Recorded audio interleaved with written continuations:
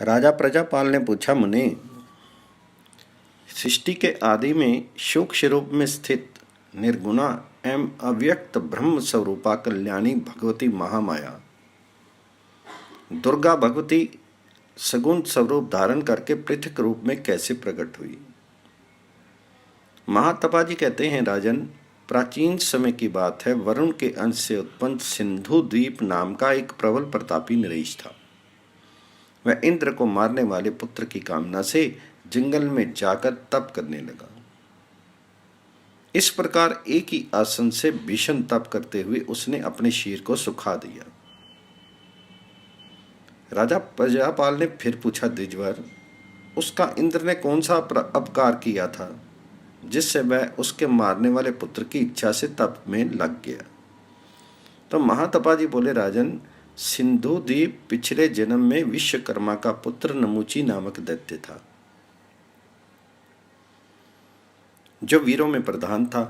वह संपूर्ण शस्त्रों द्वारा अवध्य था, अतः इंद्र द्वारा जल के फैन से उसकी मृत्यु हुई थी। युद्ध के अंत में इंद्र ने उसे जल के फैन से मारा था। वही पुनः ब्रह्मा जी के वंश में सिंधु द्वीप के नाम से उत्पन्न हुआ। इंद्र के उसी वैर को स्मरण करके वह अत्यंत कठिन तपस्या करने के लिए बैठ गया था। इस प्रकार बहुत समय बीत जाने पर पवित्र नदी वेत्रवती, जो मध्य प्रदेश की बेतवा नदी है, अत्यंत सुंदर मानुषी स्त्री का रूप धारण करके एवं अनेक अलंकारों से सज धज कर सिंधु द्वीप जहां बैठकर महान तप कर रहा था वहां पर पहुंची। उस सुंदरी स्त्री को देखकर राजा का मन क्षुब्ध उठा था। उसने पूछा, सुंदर कटी भाग वाली भामनी, तुम कौन हो? सब सच्ची बात बताने की कृपा करो। तो नदी ने उत्तर दिया, मेरा नाम वेत्रवती है।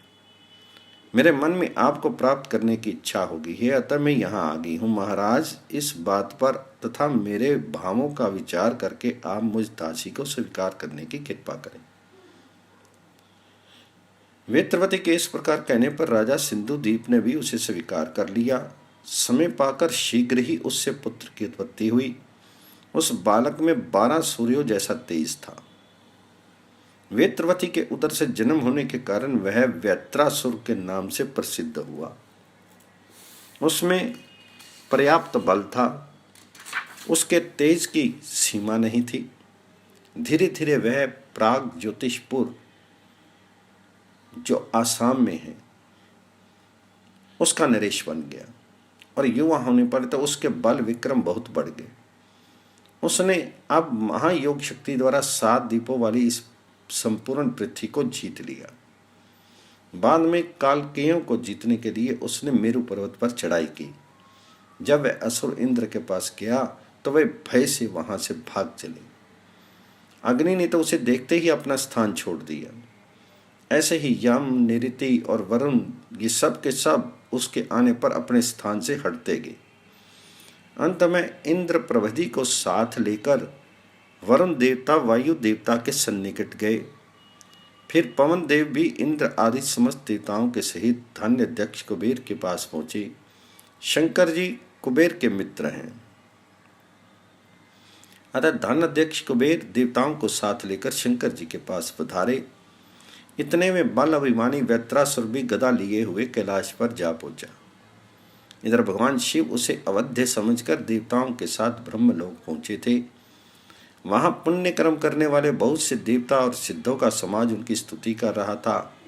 उस समय जगत की रचना करने में कुशल ब्रह्मा जी भगवान विष्णु के चरण से प्रकट हुई गंगा के पावन जल में प्रविष्ट होकर क्षेत्रज्ञ परमात्मा की माया गायत्री का नियम पूर्वक जप कर रहे थे। अब देवता बड़े जोर से चिल्लाकर कहने लगे, प्रजाओं की रक्षा करने वाले भगवान, हमें बचाइए।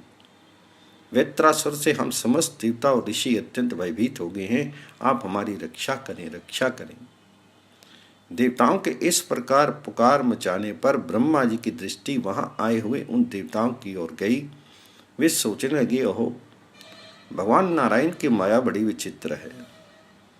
इस विश्व का कोई भी स्थान उससे रिक्त नहीं है। असुरों और राक्षसों से भला मेरा क्या संबंध? वे इस प्रकार अभी चिंतन कर ही रहे थे कि तब तक वहां एक योनिजा कन्या प्रकट हो गई।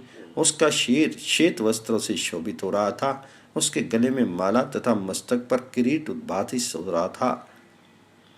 उसकी कांति अत्यंत उज्ज्वल थी तथा उसकी 8 भुजाएं थी, जिनमें क्रम से शंख, चक्र, गदा, शक्ति, तलवार, घंटा और धनुष ये दिव्य आयुध सुशोभित हो रहे थे। वह देवी तुनीर आदि अन्य सभी युद्ध उपकरणों से भी सुसज्जित होकर जल से बाहर निकल पड़ी। वह महायोगेश्वरी पर ब्रह्म परमात्मा की शक्ति सिंह पर समासीन थी। अब सहसा वह अनेक रूप धारण करके सभी असुरों के साथ युद्ध करने लगी। उस देवी में अपार शक्ति थी, उसके पास बहुत से दिव्य अस्त्र थे। इस प्रकार देवताओं के वर्ष से ये युद्ध 1000 वर्षों तक चलता रहा और अंत में इस संग्राम में देवी द्वारा भयंकर वैत्रासुर मार डाला गया। अब देवताओं को सेना में बड़े जोर से आनंद की ध्वनि होने लगी। उस दैत्य की मृत्यु हो जाने पर सभी देवता युद्ध भूमि में ही भगवती आपकी जय हो कहकर स्तुति प्रणाम करने लगे। साथ ही भगवान शंकर ने उनकी इस प्रकार स्तुति की। महामाये महाप्रभे गायत्री देवी आपकी जय हो। महाभागे आपके सौभाग्य बल आनंद सभी असीम है। दिव्य गंध एवं अनुलेपन आपके श्री अंगों की शोभा बढ़ाते हैं। परम आनंदमयी देवी दिव्य मालाएं एवं गंध आपके श्री विग्रह की छवि बढ़ाती हैं। महेश्वरी आप वेदों की माता हैं। आप ही वर्णों की मातृका हैं। आप तीनों लोकों में व्याप्त हैं। तीनों अग्नियों में जो शक्ति है वह आपका ही तेज है। त्रिशूल धारण करने वाली देवी आपको मेरा नमस्कार है। देवी आप त्रिनेत्रा, भीमवक्त्रा और भयान का आदि अर्थ अनुरूप नामों से व्यवहित होती हैं। आप ही गायत्री और सरस्वती हैं। आपके लिए हमारा नमस्कार है। अंबिके आपकी आंखें कमल के समान हैं। आप महामाया हैं। आपसे अमृत की वृष्टि होती रहती है। सर्वज्ञ आप संपूर्ण प्राणियों के अधिष्ठात्री हैं। स्वाहा और सदा आपकी ही प्रतिकृतियां हैं। अतः आपको मेरा नमस्कार है। महान दैत्यों का दलन करने वाली देवी आप सभी प्रकार से परिपूर्ण हैं। आपके मुख की आभा पूर्ण चंद्र के समान है। आपके शीर से महान तेज छिटक रहा है। आपसे ही ये सारा विश्व प्रकट होता है। आप महाविद्या और महावैद्या हैं। आनंदमयी देवी विशिष्ट बुद्धि का आपसे ही उदय होता है। आप समय अनुसार लघु एवं बृहत शरीर भी धारण कर लेती हैं। महामाये आप नीति, सरस्वती, पृथ्वी एवं अक्षर स्वरूपा है। देवी आप श्री, धी तथा ओंकार स्वरूपा है। परमेश्वरी तत्व में विराजमान होकर आप अखिल प्राणियों का हित करती हैं। आपको मेरा बार बार नमस्कार है। राजन, इस प्रकार परम शक्तिशाली भगवान शंकर जी ने उन देवी की स्तुति की और देवता लोग भी बड़े उत्सव से उन परमेश्वरी की जय ध्वनि करने लगे। अब तक ब्रह्मा जी जल में जप ही कर रहे थे। अब जब जय ध्वनि उन्हें श्रवण गोचर हुई तो वे जल से बाहर निकले और देखा परम कुशल देवी संपूर्ण कार्य संपन्न करके सामने विराजमान है।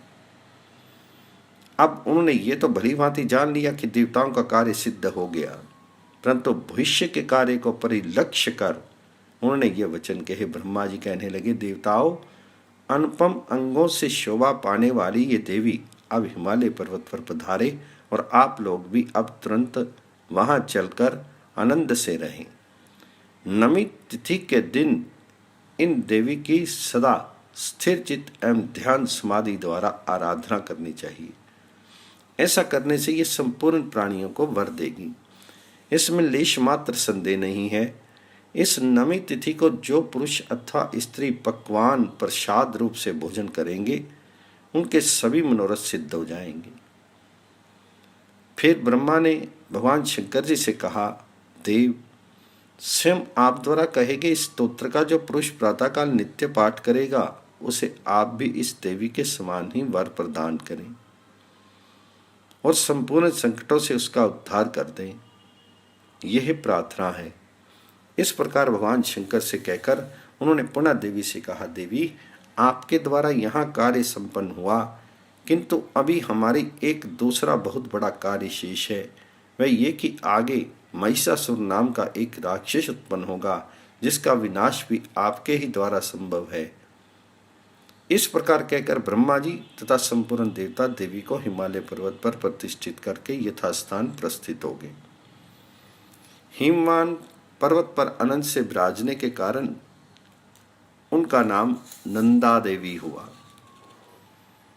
जो व्यक्ति भक्ति के इस प्रकट होने की कथा को स्वयं पढ़ेगा अथवा सुनेगा, वह संपूर्ण पापों से मुक्त होकर केवल मोक्ष का अधिकारी होगा।